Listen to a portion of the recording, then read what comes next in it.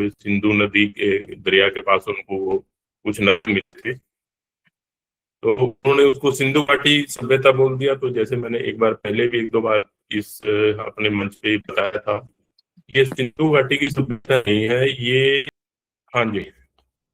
तो क्या है कि ये जो अपना जम्बूद्वीप साम्राज्य था, कभी इसके ऊपर यानी कि हर घर में, हर कण में बुद्ध और उनकी शिक्षाएं वो समाई हुई थी।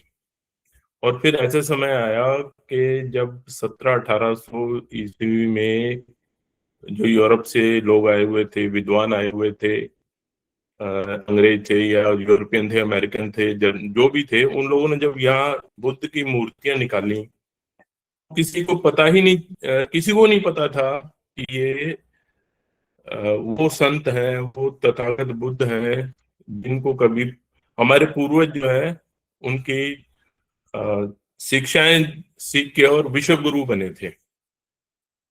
तो मुझे इसका बड़ा वो था कि ऐसा क्या हुआ।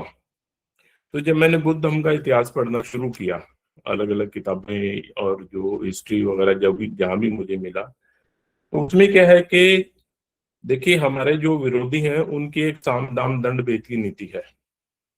और मैंने पहले भी कहा था, उसमें जो साम है, यानी कि साम का अर्थ होता है कि सामने वाले को या दुश्मन को ये बताना कि हम एक जैसे हैं, हमारे इंटरेस्ट जो है वो एक जैसे हैं और हम एक ही चीज के लिए संघर्ष कर रहे हैं। हम तो यानी कि अगले को ये समझाना कि हम तो आपके जैसे ही हैं। तो उसमें फिर क्या हुआ कि वो लोग बुद्ध धर्म में शामिल हुए, अपनी जो कुरीतियां थी, अपने आडंबर थे, बुद्ध धर्म में शामिल किए। और उससे क्या हुआ कि एक समय ऐसा आया कि जो तथागत बुद्ध का जो धर्म था, जो उनकी शिक्षाएं थी, उनको उससे हटके और भिक्षु का जो चीवर पहने हुए लोग थे, उन्होंने बहुत कुछ ऐसा किया कि अंत में, यानी कि जब दिग्विजय हुई, उस समय उसके बाद कोई भी आदमी जो है, कोई भी भारतीय जो है, अपने विहार दोबारा बनाने नहीं पहुंचा। तो इसी सिलसिले में मुझे जो भारत में समय समय पर संगीतियां हुई या महासंगीतियां हुई, अब जैसे देखिए, मैं पंजाब में जन्मा पला हूँ। तो पंजाब में सिख धर्म जैसे उसका बोलबाला है, तो वहां जब कुछ ऐसा होता है तो वो संगत बोलते हैं उसको। भाई संगत इकट्ठा हुई और उन्होंने ये फैसला किया। संगत को हम आम भाषा में ये कह सकते हैं कि पंचायत जैसे इकट्ठी होती है। तो क्या होता है कि पहले हमारे समाज में ये जो हम भारतीय जो हैं, इनके पास पंचायत जो है, इनकी अपनी एक पुराना सिस्टम है। देखिए, तथागत बुद्ध जो है, या जब वो राजकुमार थे, उनको जो देश निकाल दिया गया, वो एक पंचायत ने बैठ के ये फैसला किया और उस पंचायत का फैसला सभी ने माना। ऐसे ही जो मैंने पिछली बार एक बार जब भी पहले मेरा ये हुआ था, वक्तव्य हुआ था, तो मैंने बताया था कि सम्राट चंद्रगुप्त जो है, वो धनानंद जो है, महाराज धनानंद उनके बेटे थे, लेकिन उनकी माँ अलग रह रही थी। तो फिर पंचायत ने फैसला किया और यानी कि महाराजा होते हुए भी धनानंद ने पंचायत की बात मानी। तो ऐसे ही जो है, जब तथागत बुद्ध ने अपना धर्म शुरू किया, तो उसमें जिसे हम ये संघ की जो स्थापना की, उसका एक जो मकसद था वो यही था कि जब भी संघ में कोई विकार आए, कोई समस्या आए उसके सामने, तो हम सभी लोग, भिक्खु लोग बैठे हैं, ये वहां बैठ के और उसका एक जो कंसेंसस होता है, जो सबको पसंद आ जाए, ऐसा उसका एक सर्वमान्य फैसला जो कर लें। अब देखिए, जिस समाज में या जिस धर्म में प्रज्ञाशील मैत्री की बात होती हो, जहाँ तर्क की बात होती हो, तो वहां ये कुदरती बात है कि उनके विचार जो है वो लोगों के विचारों का मतभेद होना जरूरी है। तो 100% कोई भी समाज जो है एक बात पे सहमत नहीं होता। इवन कि जो मैं आज बोल रहा हूँ उसके ऊपर भी, अगर इसको 100 आदमी सुनते हैं, 50 आदमी सुनते हैं, तो हर कोई उसे अपने ढंग से समझेगा और उसको अपने ढंग से उसकी इंटरप्रिटेशन करेगा। तो ऐसे ही जब बुद्ध धम्म के सामने समस्या आई, तो फिर यहाँ जो बनते लोग जो थे, उन्होंने संगीति अपने संगीति बुलाई और उसका हल किया। तो देखिए, जैसे जिस समाज में मैं पैदा हुआ हूँ, उस समाज में भी पंचायत का, खैर अब तो वो पंचायत सिस्टम खत्म कर दिया इन्होंने, अब तो उसको राजनीतिक सिस्टम बना दिया। उस समय पंचायत की इतनी अथॉरिटी होती थी कि वो, यानी कि तलाक भी होते थे, और जो आदमी गलती करता था उसको सबके सामने सजा देते थे, इवन के कोड़े मारे जाते थे। ये मैंने खुद देखा हुआ है। अच्छा, ऐसे ही जब दो शहरों की पंचायत में कुछ होता था तो फिर उनके आपस में पंच मिलते थे। जो उनसे नहीं समझा जाता तो हमारे उसको बारामंडी की पंचायत बोलते थे। वे जो अड़ोस पड़ोस में जितने भी शहर हैं, सभी जो मिलके उसका फैसला करते थे। अगर उसको भी नहीं माना जाता था तो एक सकल पंचायत बोली जाती थी कि पूरे इंडिया में जहां जहां भी हमारे बड़े यानी कि पॉपुलेशन है जहाँ लोगों की, वो वहां के पंच बैठ के और फिर वो फैसला करते थे। और इस फैसले को सभी लोग मानते थे। और जब मैंने बौद्ध संगीति के बारे में पढ़ा तो मुझे ऐसे लगा कि हमारी जो ये पंचायत का सिस्टम था, ये उसी का रूप है। जिस जिस समय, जिस ढंग से पहले हमारे जो बनते लोग हैं या बुद्धम के जो कर्ता धर्ता हैं, वो अपना इसमें जिस ढंग से वो अपना यानी कि मसले सुलझाते थे, समस्या को सुलझाते थे। अब देखिए, हमारे देश में जिस धर्म के लोगों ने हमारा बुद्ध धर्म खत्म किया, उनके पास कहीं भी पंचायत का सिस्टम नहीं है।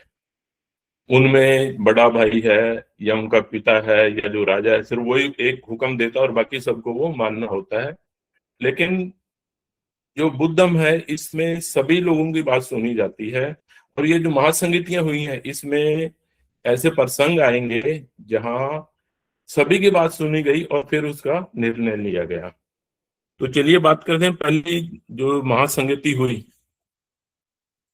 तो क्या हुआ कि जैसे ही तथागत बुद्ध का महापरिनिर्वाण हुआ, तो सुबुद नाम के एक भिक्षु थे, या सबको ही पता है, सबने पढ़ा इसके बारे में, तो वो खुशी से उछलने लग गए कि ठीक है जी, अब देखिए हम पे जो पाबंदियां थी, बुद्ध जो है हमें ये नहीं करने देते थे, हमें ये टोका टिप्पणी करते थे, तो अब हम पर ऐसी कोई पाबंदी नहीं रहेगी और हम अपनी मर्जी से जो चाहेंगे वो काम करेंगे। तो जब ये बात उस समय भक्ति महाकश्यप जो थे, वो यहाँ के भिक्षु संघ के यानी के कर्ता धर्ता, या आप ये समझिए बुद्ध के बाद उनका नंबर था, सीनियोरिटी जो थे।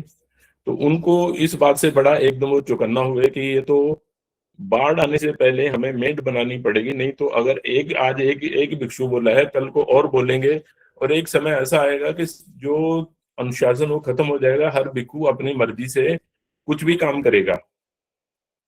तो उन्होंने जो वहां के संघ के जो भिक्षु थे, उनसे बात की कि हमें मिल बैठ के इसके ऊपर विचार करना चाहिए। तथागत की जो शिक्षाएं हैं, तथागत ने समय समय पर हर घटना के ऊपर जो भी उनके साथ घटित हुई उस पे उन्होंने नियम बताए हैं हमें, कि अगर ये आपके साथ हो जाए तो हमें इस ढंग से इसको पेश आना है और इस ढंग से हमें इसको अ, यानी कि इसको उस समस्या को इस ढंग से हल करना है। तो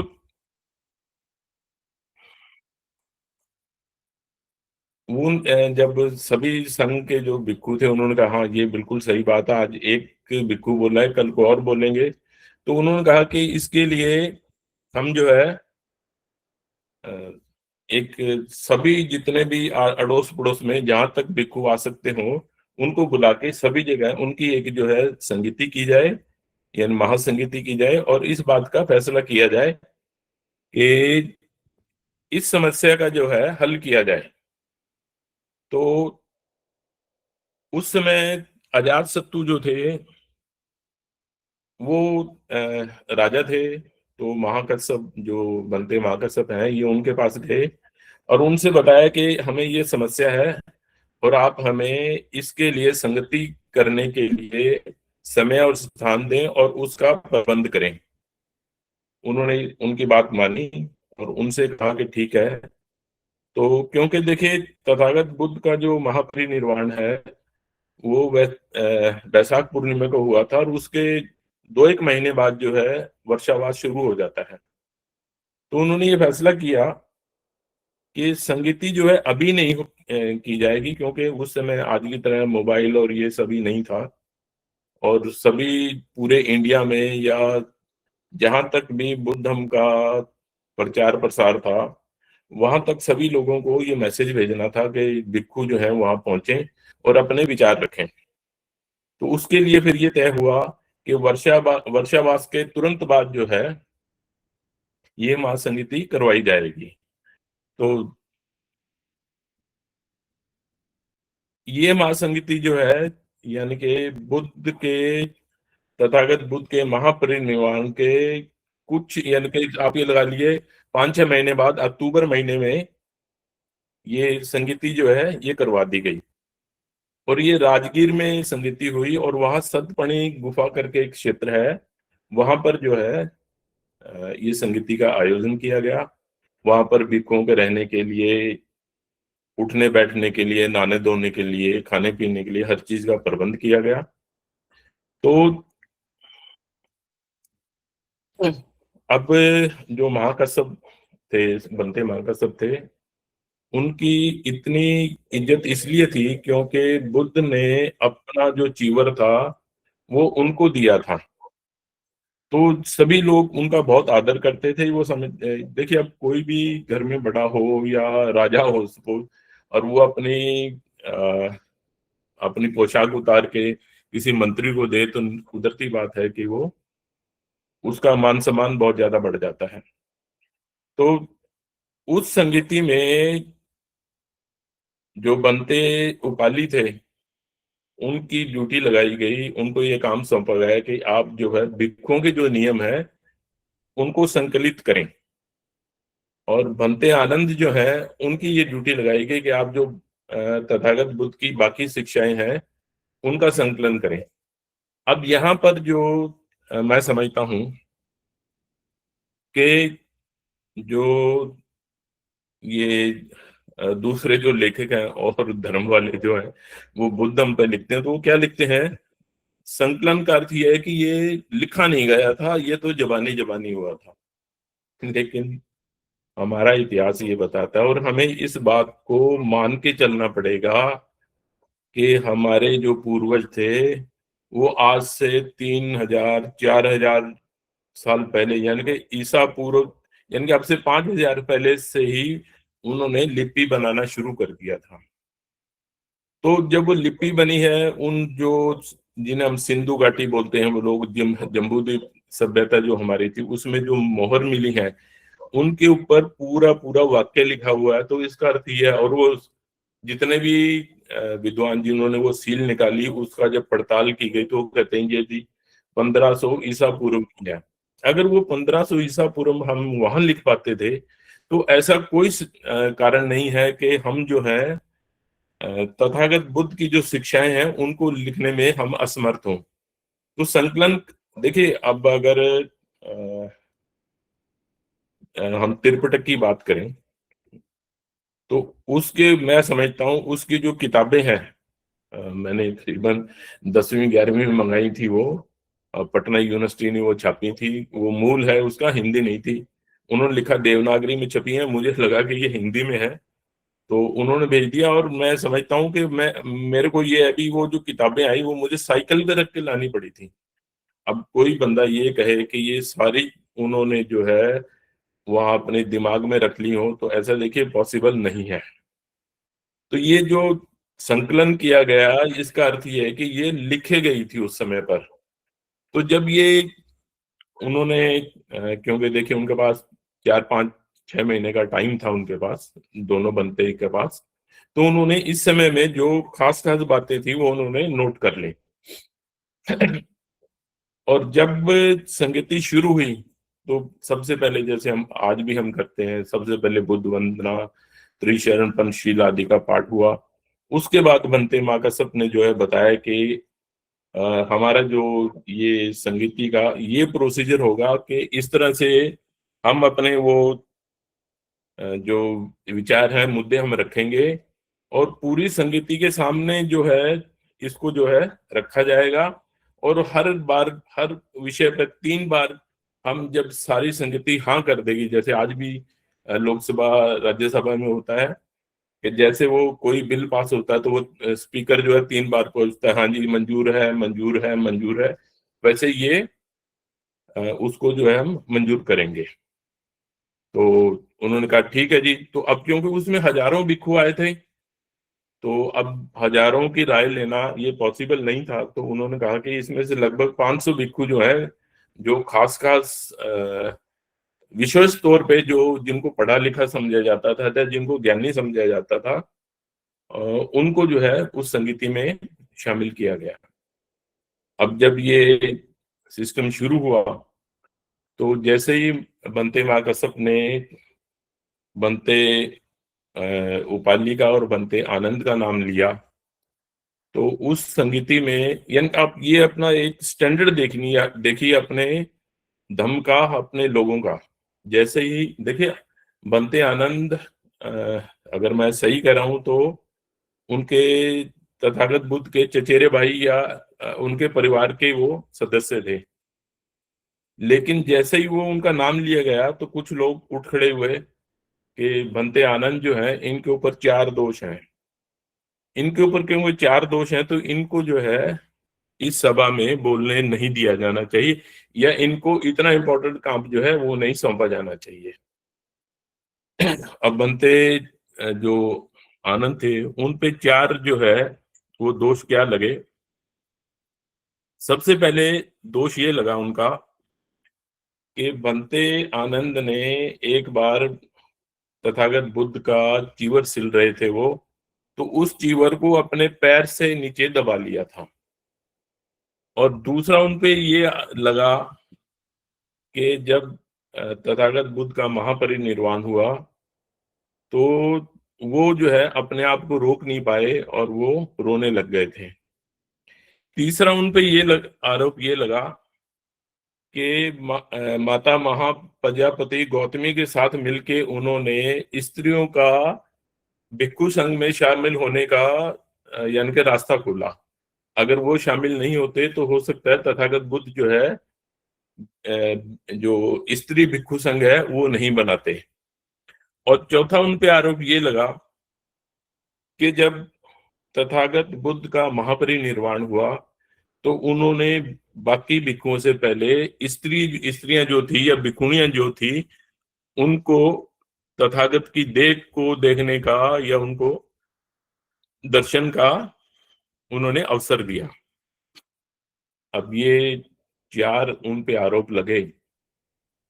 और देखिए अगर आज की बात करें तो ऐसे आरोप हमारे मंत्रियों और इन पे लग जाए तो कोई इस पे परवाह नहीं करता है। तो बनते आनंद खड़े हुए और उन्होंने कहा देखिए जब मैं तथागत बुद्ध का चीवर सिल रहा था तो चीवर का कपड़ा काफी लंबा चौड़ा ऐसे होता है, तो जब मैं उसकी सिलाई कर रहा था तो उसको संभालने के लिए, क्योंकि एक हाथ से मैंने कपड़ा ऊपर पकड़ा हुआ था और ऐसे सिलाई कर रहा था, तो उसको सीधा रखने के लिए मैंने पैर से जो नीचे कपड़ा था उसके ऊपर पैर से दबा लिया था।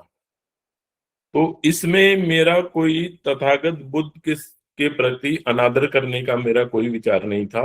मेरी कोई ऐसी मंशा नहीं थी कि मैं बदनीयती से उसके ऊपर जो है अपना पांव रखूं, ये दिखाने के लिए कि मैं बुद्ध के चीवर पे मैंने पांव रखा है। तो जो भंते माकसब थे वो बोले कि मेरे हिसाब से जो आदमी बदनीयती से काम करता है वो ही गुनाह होता है या अपराध होता है। उस समय बनते आनंद ने जो ये काम किया उनके पास ऐसा करने के सिवा और कोई चारा नहीं था, इसलिए मैं समझता हूं कि उनको इस दोष से मुक्त किया जाना चाहिए। उन्होंने बदनीयती से नहीं किया था। खैर देखिए मैं लॉ का स्टूडेंट रहा हूँ, उसमें 2 टर्म होती हैं, एक होती है होमिसाइड और एक होता है मर्डर। दोनों ही का उसमें जो है एक आदमी दूसरे की यानी कि जान ले लेता है। लेकिन जहां आदमी बदनीयती से जान लेता है उसको मर्डर कहा जाता है, और जैसे गलती से किसी की जान चली जाए तो वो होमिसाइड कहा जाता है। तो ये जो नियम आज अपने कानून का है, ये आज से 2500 साल पहले तथागत बुद्ध के धम्म में था ये, कि देखिए जो बदनीति से काम करता है वही अपराध, उसी को अपराध गिना जाता है। हम भी देखिए आज अपने जीवन में अपने कभी कोई ऐसी घटना होती है, किसी से कोई गलत काम हो जाता है, तो बंदा यही बोलता है मैंने क्या जान के थोड़ा किया, जानबूझ के थोड़ा किया। उसका अर्थ यही होता है भाई मैंने, मेरी बदनीयती नहीं थी, मैंने ये जो काम किया ये उस समय ये हालात ऐसे थे, मेरे से ये काम हो गया। और हम आमतौर पर ये कहते हैं ठीक है भाई इसको जाने दो। तो संगीति ने उस पर विचार किया और फिर बोले ठीक है हम इससे आपको दोष मुक्त करते हैं। दूसरा उनका आरोप ये था रोने का। तो वो बोले कि तथागत बुद्ध जो है मेरे, मैं बचपन में उनके साथ रहा हूँ, और जहां तक जब भी वो यानी कि अपने चारिका पे गए हैं, कहीं भी गए हैं, तो मैं हमेशा उनके साथ रहा हूँ।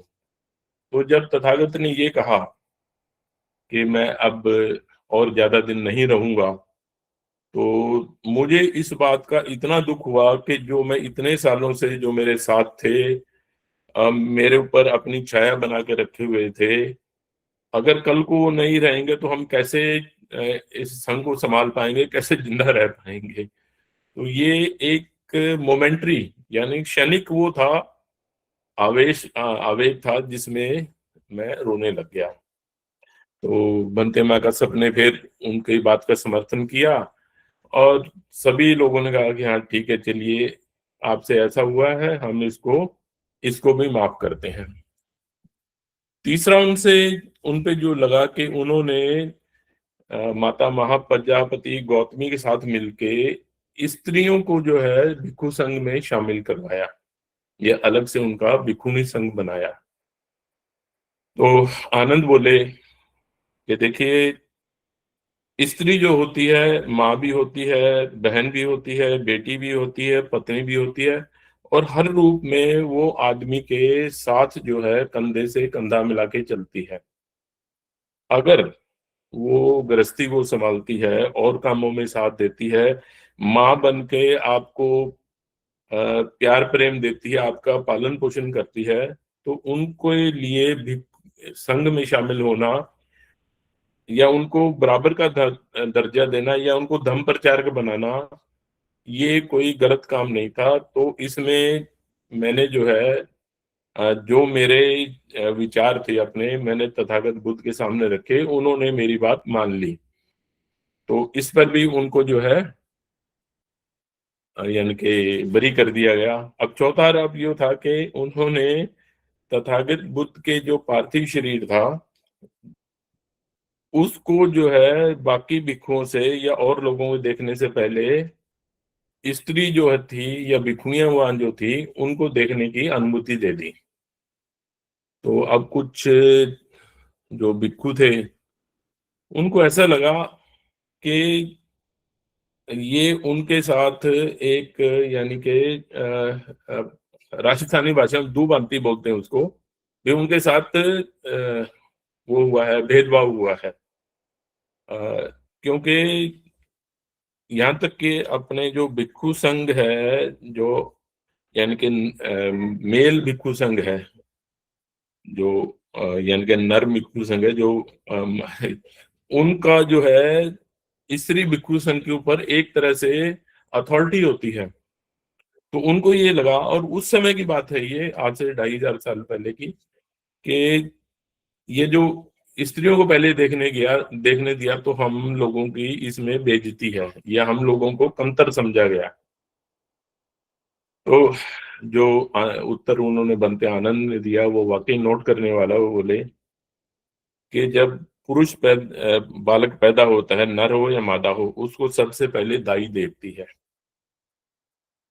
तो जब दाई उसको इस संसार में लेके आती है, तो या जो माँ है उसको 9 महीने अपने गर्भ में रखती है, तो अगर मैंने उस माँ को या उस दाई को या उस बहन को अगर पहले देखने दिया, तो इसमें मैं समझता हूँ कि मैंने धम्म के विरुद्ध कोई काम नहीं किया है। इसमें कुछ भी अनुचित नहीं है या गुनाह जैसा कोई काम नहीं है। संगीत ने इस पे फिर विचार किया और बोले उनको जो है इस आरोप से भी उन्होंने मुक्त कर दिया। अब उसके बाद फिर वो उसकी जो है कार्यवाही वो शुरू हुई। जैसे कि उन्होंने शुरू में कहा था कि हर बात के ऊपर 3 बार संगीति की सहमति ली जाएगी। तो उन्होंने जब ये कहा तो उन्होंने फिर अपनी यानी कि संगीति के सामने रखा, क्या आप बनते आनंद को इन आरोपों से मुक्त कर किया हुआ समझते हो? सभी ने हाँ कहा। 3 बार जब हाँ कहा तो आगे जो संगीति थी उसकी कार्रवाई शुरू हुई। जब कार्रवाई शुरू हुई तो उन्होंने सबसे पहले बनते उपाली को वहां बुलाया और उनसे कहा कि आप भिक्षुओं के जो नियम है वो बताइए। अब उन जैसे बाबा साहब ने कॉन्स्टिट्यूएंट असेंबली में ड्राफ्ट संविधान रखा था कि मैंने ये संविधान बनाया है, इसके ऊपर अपना बहस करते हैं। उस जैसे उस पे बहस हुई ऐसे ही भिक्षुओं के लिए जो नियम बने हैं उसमें उसके हर नियम पे बहस हुई। उसमें कहीं किसी को किसी शब्द पे आपत्ति थी, उसको दूर किया गया। और जब एक कंसेंसस बनी सभी की, ये हुआ कि हाँ जी ऐसा ही नियम होना चाहिए, तो उस नियम को स्वीकार किया गया। अब उसमें देखिए विनय पिटक का जो मैं समझता हूँ, उसमें जो पहला नियम है वो यह है कि कोई भी भिक्षु दिव्य शक्ति की या अलौकिकता की बात नहीं करेगा। आज से 2500 साल पहले जब दुनिया भर के धार्मिक लोग जो थे वो बलियां दे रहे थे धर्म के नाम पे हर तरह का, अगर हम इधर रोम यूनान साइड की बात करें तो वहां का राजा अपने आप को फेरो कहता था या जीएस का बेटा कहता था। सिकंदर जैसे लोग जो है वो अपने आप को किसी ईश्वर की औलाद अपने आप को घोषित करते थे। और धर्म के नाम पे किसी भी देश का आप इतिहास पढ़ लीजिए, इतना बुरा हाल था, इतनी ज्यादा उसमें यानी कि अत्याचार लोगों पे होता था धर्म के नाम पे। शायद आचार्य चतुर्सेन ने सही लिखा कि जितना खून या जितनी मौतें धर्म के नाम पे हुई है, इतनी महामारी तो क्या आम जो मौतें हैं वो भी नहीं हुई होंगी। तो जो पिछला इतिहास है उनकी किताब है सोना और खून, अभी कभी मौका मिले तो पढ़ना। उसमें आज के लोग सफेद पोश जो लोग हैं दम के नाम पे, उन्होंने पीछे क्या करतूतें की हैं, यानी कि आपको यूं लगता है भी शैतान जो है वो कपड़े यानी कि भेड़िया जो है भेड़ की खाल में आपके सामने खड़ा है। लेकिन ये बुद्धम था, तथागत बुद्ध के बनाए हुए नियम थे। उन्होंने कहा कि नहीं, जो आदमी अतार्किक बात करेगा उसका संघ में कोई स्थान नहीं है। और शायद यही कारण है कि आज भी हम ये जो दुनिया भर में दम फैला हमारा वो इसी कारण से फैला क्योंकि हमने कभी भी अतार्किक बात नहीं की। हाँ ये अलग बात है, जिस देश में भी गया वहां के रीति रिवाज उसमें शामिल हुए, उन लोगों ने अपनी तरफ से इसमें बहुत कुछ शामिल किया।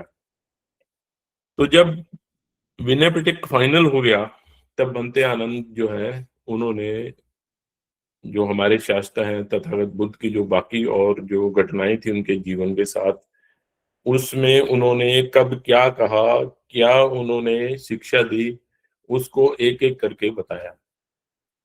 अब सुत का मतलब कहानी टाइप या एक घटना को मतलब होता है, तो ऐसे ही सुत पिटक जो है उसका निर्माण हुआ। यानी कि एक विनय पिटक बना, एक सुत पिटक बना। तो उस सुत पिटक में जो जब बना ये तो बहुत से लोग जो थे वो बोले कि जो बनते मोगलान हैं, बनते सारीपुत हैं, इनकी शिक्षाओं को भी इसमें शामिल किया जाए। बनते महाकश्यप की भी थोड़ी सी इच्छा थी कि ऐसा ही कुछ हो, लेकिन उनकी जो शिक्षाएं थी देखिए, जब तथागत बुद्ध की शरण में आने से पहले उनके अपने कुछ और विचार थे। बुद्ध ने उनके पास यानी कि गए, शिक्षा ली, उनसे समझे, और फिर आखिर वो बोले कि नहीं जी, हमारे पास तो इतनी ही बातें हैं, इससे ज्यादा हम नहीं जानते हैं। तब तथागत आगे जैसे चले गए, जो भी अपने को पता ही है।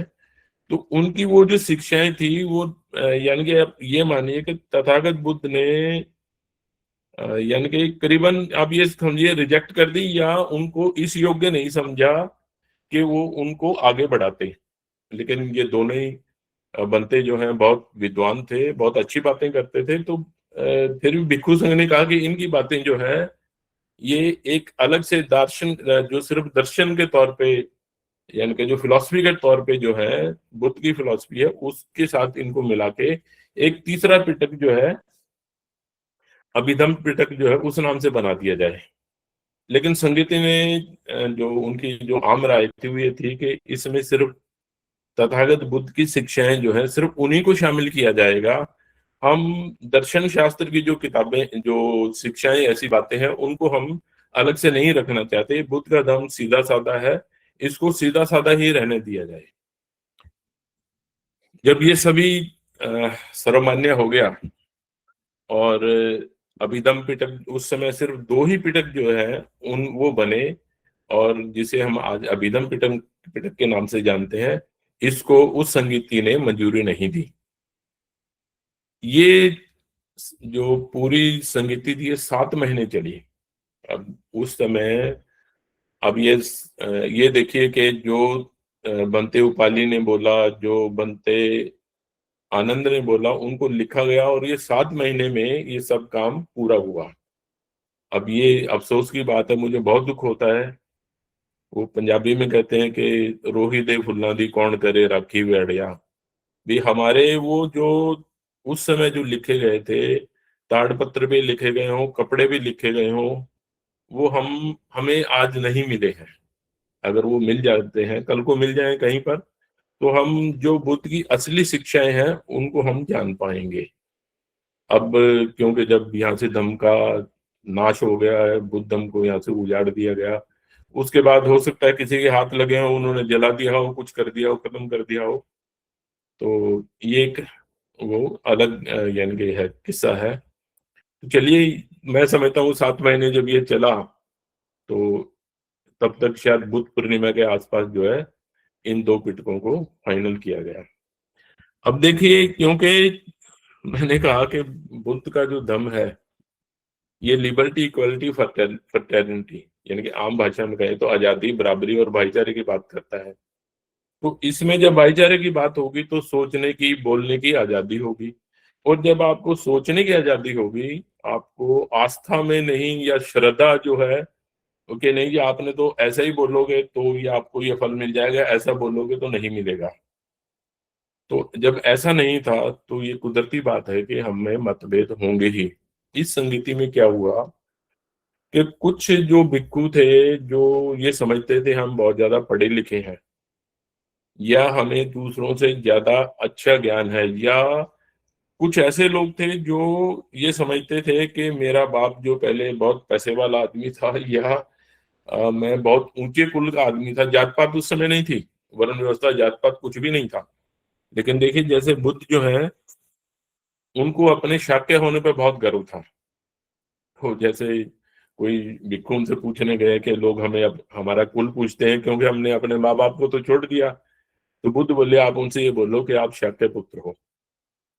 तो ऐसे ही कुछ लोगों को ये था, उनको इसके नहीं, हमें जो है यानी कि इस संघ में हमें शामिल किया जाए, वार्ता में हमें ही शामिल किया जाए।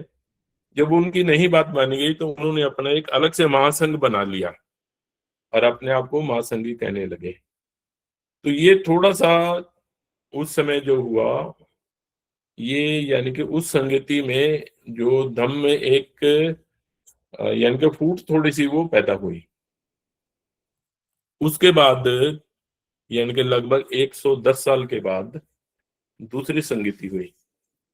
अब इस संगति के जो मुद्दे थे, आप उनको जरा देखिए। यानी कि 373 ईस्वी पूर्व में ये जो है वैशाली में ये समिति आयोजित की गई। और उस समय महाराजा काल अशोक नाम से जो थे, जो इनके मतलब महाराजा बिंबिसार और उनके वंशज थे, उन्होंने मतलब ये संगीति करवाई। तो ये संगीति जो है, और तीसरी संगीति सम्राट अशोक ने करवाई। तो ये संगीति का होने का जो एक क्रम चल रहा है, ये हमें दिखाता है कि तथागत बुद्ध का धर्म जो था, ये महाराज बिंबिसार ने सबसे पहले, वही राजा जिन्होंने ये अडॉप्ट किया था, और तब से लेके और ये भारतीयों में चलता आ रहा था। ऐसा नहीं कि बीच में कोई एक कड़ी टूट गई हो। वे पहले उन्होंने अजातशत्रु जो राजा थे उन्होंने करवाई, और उसके 100 साल के बाद जो दूसरे राजा थे काल अशोक, उन्होंने करवाई। तो इसमें क्या है कि वज्जी प्रदेश के जो भिक्षु थे उनके ऊपर 10 दोष लगे। उन पे दोष लगाया गया कि आपने जो है ये काम कर रहे हो, ये धर्म के खिलाफ है। तो वो संघ के जो उस समय संचालक जो थे, वो बनते यश थे। उन्होंने कहा हाँ, ये बिल्कुल सही बात है। उन्होंने उन भिक्षुओं को बुलाया और उनसे कहा आप ये काम करते हो 10, मैं भी बताता हूँ आगे क्या 10 काम थे। तो ये जो क्या नाम है, आप इनको छोड़ दो, ये काम करना छोड़ दो। तो उन बजाय उनकी बात मानने के, वो जो भिक्षु थे, थोड़ा उदंड टाइप थे वो, तो उन्होंने क्या किया, उल्टा उन्हीं से कहा कि आपने जो है संघ के खिलाफ काम किया है, भिक्षु संघ को सजा देने का है, भिक्षु को सजा देने का आपको कोई अथॉरिटी नहीं है, इसलिए आपको इसलिए माफी मांगनी चाहिए। अब बनते यश जो थे, नेचुरली बात है कि उनको इस पे दुख हुआ। वो थोड़ा सा नाराज होके फिर एक बनते सम्बुत सन्यासी थे उनके पास गए और उनसे प्रार्थना की कि आप चल के उन भिक्षुओं को समझाइए कि ऐसा काम नहीं करें। तो उस समय वहां करीबन 150, जो वैसे संख्या 148 भिक्षुओं की लिखी हुई, 148 भिक्षु आए हुए थे। उन्होंने उनकी बात सुनी बनते यश की, और उनसे कहा कि आप ऐसा करिए, आप बनते रेवत के पास जाइए, जो इस समय सबसे बड़े भिक्षु माने जाते हैं, और वही जो है इसका हल निकाल लेंगे। तो बनते रेवत जैसे, अब आप समझिए, बनते करुणाशील है, तो ऐसे उनकी इज्जत थी। जब उनके पास वो गए तो उन्होंने कहा ठीक है, मैं आपकी बात सुनूंगा, आप ऐसा करो, वहां जो राजा हैं उनसे मेरा मैसेज दो और उनसे कहो इस संगीति का आयोजन आयोजन करें, ये दिक्कत आ रही है। तो उस संगीति में जब ये 373 में वैशाली में इसका पूरा प्रबंध किया, टेंट वेंट जो उस समय लग सकते थे, घास बिछा के, चादर वगैरह बिछा के, और ऊपर धूप बारिश से बचने के लिए हर तरह से वो प्रबंध किया। इसमें करीबन 700 भिक्षु जो है वो शामिल हुए। अब उनके ऊपर जो थे दोष, जो लगे थे उनके ऊपर, वो लगे कि भिक्षु जो है दोपहर के बाद भी भोजन करते हैं, यानी कि शाम के समय भी भोजन करते हैं, जबकि नियम ये अब भी है या नहीं, मगर ये था कि दोपहर को 2-3 बजे तक जो आपने खा लिया ठीक है, उसके बाद आप नहीं खाएंगे।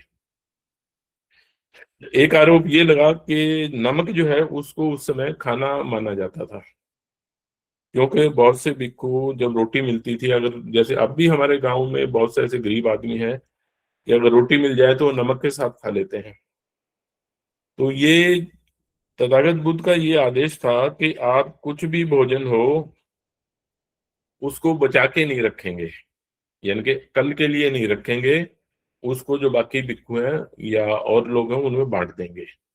तो वो बोले कि ये अपना जो नमक है इसको यानी कि सींग में रख के, किसी पशु के सींग में रख के, और ऐसे जो है अगले दिन के लिए स्टोर करते हैं। उसके बाद उनका ये उन पे ये आरोप था कि वह दूसरे गांव में जाके यहाँ भोजन किया, अगले गांव में गए तो वहां फिर से भोजन कर लेते हैं। और एक ये उन पे ये लगा कि वो एक ही क्षेत्र में जो है कई जगह पे उपोस्त की जो समारोह है वो करते हैं। और एक आरोप ये लगा उसके बाद कि वह लोग काम पहले कर लेते हैं कोई, और फिर आके जो मुखिया हैं उनको बताते हैं, जो संघ के जो प्रमुख हैं उनको बताते हैं, और आके कहते हैं कि जी हमने ये काम कर दिया, इसको आप जो है हमारी इसकी मंजूरी दे दो। और एक ये था कि वो जो काम पहले हुआ उसको प्रेसिडेंट मान के भी, ऐसा तो होता मिसाल भाई ऐसे भी होता तो हम इसको फिर से ऐसे कर सकते हैं, ये काम करते थे। वह खाने के बाद लस्सी पीते, जिससे उसमें सुस्ती पैदा होती थी। वो कच्ची ताड़ी पीते थे। और जब रात को सोते थे तो वो बिना किनारे सिले हुई चादर जो है उसको ओढ़ के सोते थे। और दान में सोना चांदी स्वीकार करते थे। अब सरसरी तौर पे देखो आज के समय पे तो मेरा ख्याल इनमें एक दो को छोड़ के कुछ भी, यानी कि सीरियस इनमें कुछ भी नहीं था। जैसे ये है, जैसे दान में सोना चांदी स्वीकार करते हैं। देखिए संघ के लिए लेते हैं तो किसी को कोई दिक्कत नहीं है, लेकिन वो सोना चांदी लेके उसका कहीं अपने लेवल पे प्रयोग करते हैं, चाहे संघ के लिए ही करें, संघ में आगे जमा कर दें कोई दिक्कत नहीं है, लेकिन अपने लेवल पे प्रयोग उसका प्रयोग करें, ये गलत है। और कच्ची ताड़ी पीना, ताड़ी देखिए उसमें हो सकता है कच्ची में नशा नहीं हो तो, लेकिन ताड़ी पीना जो है ये अपने आप में पंचशील का उल्लंघन है। तो उस पे उनका विचार हुआ। अब जब वो 700 भिक्षु आए तो उन लोगों ने फिर से हंगामा शुरू कर दिया कि हम ये ऐसा करते हैं तो क्या हुआ, ऐसा हुआ, जो भी उन्होंने अपने तर्क वितर्क रखे। तब जो बनते रेवत जो थे उन्होंने 8 लोगों की एक अलग से एक समिति बनाई। बनते सबकर्णी को उनका जो है अपना अध्यक्ष बनाया। और उनसे कहा कि ये जो मुद्दे हैं इनके ऊपर आप अपनी राय दीजिए, सबसे एक सहमति लीजिए, सबसे मिलकर भी ये सही है या गलत है। वो जो भिक्खु इसका ये इसके दोषी जो थे, जिन पे आरोप लगे थे, उनको भी इस समिति में कहा कि आपका अपना बंदा रखना तो इसमें वो भी शामिल हो जाए। कल को ये नहीं हो कि हम पे एक आपने जो फैसला करके हम पे थोप दिया। खैर उन जो 8 भिक्षुओं की समिति थी उन्होंने अपनी सबसे राय की, दोनों पक्षों की बात सुनी और फिर अपने विचार जो है, समिति की मीटिंग हुई, यानी कि वो अपनी कार्रवाई शुरू हुई, उसमें वो अपने विचार रखे। बनते रेवत ने दोनों पक्षों को सुना कि ये संगीत, अगर ये जो समिति है उन्होंने ये पाया है, आमतौर पे भिक्षु इसको गलत मानते हैं, आपने इसमें कुछ कहना हो तो बताइए। और फिर उन्होंने कहा कि ये फाइनल ये है। अल्टीमेटली ये हुआ कि उन लोगों ने उसमें जो है अपनी गलती मान ली कि ठीक है हम आगे से ऐसा नहीं करेंगे, हमें जो पहले जो किया उसके लिए हमें माफ किया जाए, हम आगे से ऐसा काम नहीं करेंगे। तो अब ये मैं जो कहना चाह रहा था इसमें,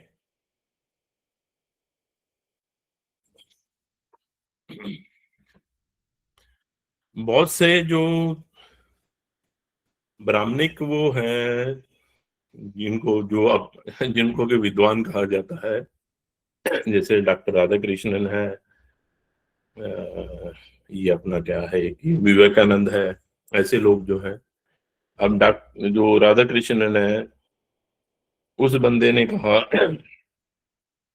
कि बुद्ध तो जो है वो है अपने बागी हिंदू थे, कुछ ऐसा कहा उन्होंने। तो अब ये अब खैर वो नहीं है, अगर होते तो मैं उनको लिखता कि भैया मुझे बताइए आपके धम्म में कभी ऐसी इन बातों पे चर्चा हुई है क्या, कभी किसी साधु को, आपके किसी धम्म प्रचारक को इस बात के लिए जवाब देना पड़ा है कि उन्होंने दोपहर के बाद खाना खाया। या विवेकानंद ने तो खैर बहुत सी यानी कि मैं कहता हूँ गलत बातें की हैं, शायद बकवास करना अच्छी ठीक एक पढ़े लिखे आदमी के लिए अच्छी नहीं लगती।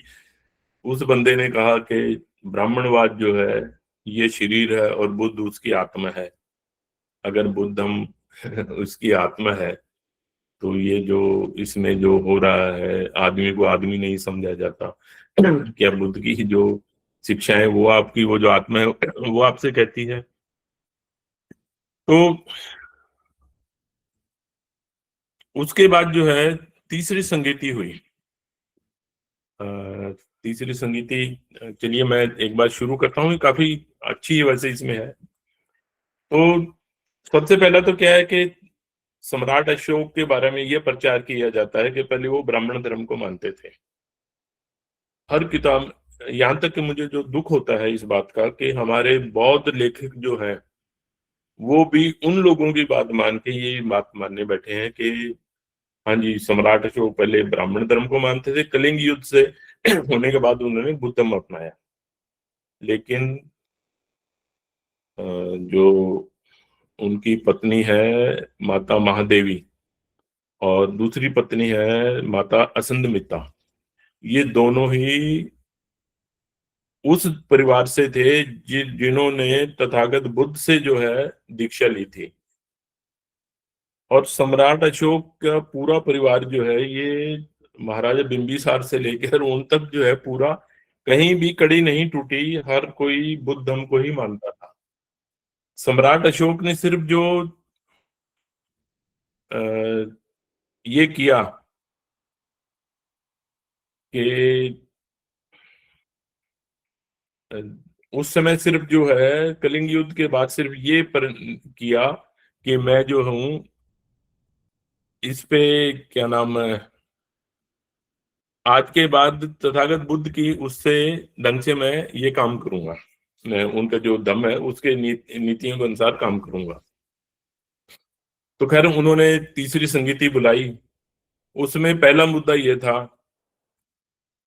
कि कैसे बुद्ध धर्म को जो है पूरे विश्व में फैलाया जाए। दूसरा, जो अपात्र भिक्षु बहुत ज्यादा थे उस समय, कि उनके ऊपर दंडात्मक कार्रवाई की जाए। और बुद्ध की जो शिक्षाएं उस समय लिखी गई थी तथागत बुद्ध के समय पे, उनको जो है फिर से, क्योंकि उस समय तक महायान का काफी जोर हो गया था, तो और भी उनको 18 स्कूल बोलते हैं उनके बुद्धम के, उनका भी जोर हो गया, तो इनमें जो आपस में तकरार है उनको दूर किया जाए। और उस समय यह मांग और बढ़ गई कि जो अ, बनते मोगलान हैं और बनते सारीपुत हैं, इनकी शिक्षाओं को भी इसमें मिला के जो दर्शन शास्त्र की बातें हैं वो अलग से क्या एक एक तीसरा पिटक बनाया जाए। तो इस अ, क्योंकि वहाँ भिक्षु संघ में बहुत उद्दंडता हो रही थी, तो वहाँ जो बनते मोगली पुत्तिस जो थे वो संघ छोड़ के चले गए जब उनकी बात भिक्षुओं ने नहीं मानी। तो सम्राट अशोक ने अपने सैनिक जो वहाँ भेजे वो करने के लिए, अपना शांति बनाने के लिए, और उन्होंने जाके वहां सैन्य कार्रवाई कर दी जिसमें कुछ भिक्षु या चीवरधारी जो है वो उसमें मारे गए। तो तथागत अपने सम्राट अशोक ने सबसे पहले तो इस काम के लिए उस संगीति के सामने माफी मांगी कि मेरा ऐसा कोई इरादा नहीं था, मैंने तो सिर्फ शांति के लिए जो है अपने अपने जो सैनिक भेजे थे, लेकिन उन्होंने सैन्य कार्रवाई कर दी। संघ ने, जैसे वो नियम है कि बदनीयती से किया गया काम ही अपराध होता है, उनको जो है पड़ताल यानी कि एक भी आगे से सावधान रहे, पड़ताल करके और उनको माफ कर दिया। उसके बाद वहां पर कार्रवाई हुई, भिक्षु संघ में से 60,000 जो नकली भिक्षु जो थे उनको वहां से निकाल के बाहर कर दिया गया, जो उनकी आ, बातें नहीं मान रहे थे, अपने जो तथागत बुद्ध के जो नियम थे उनका पालन नहीं कर रहे थे, उनको निकाल दिया गया और उनको फिर से जो है अपना गृहस्थ जीवन जो है जीने के लिए उनसे कहा कि आप वो जाइए, संघ में आपके लिए जगह नहीं है। बनते मोगलीपुत्र जो है उनको संघ का संरक्षित चुना गया और उनसे कहा, और ये सम्राट अशोक ने आदेश जारी किए कि जो भी समस्या हो ये उसके लिए जो ये बात बताएंगे वो आपके लिए यानी कि सबके लिए मान्य होगी।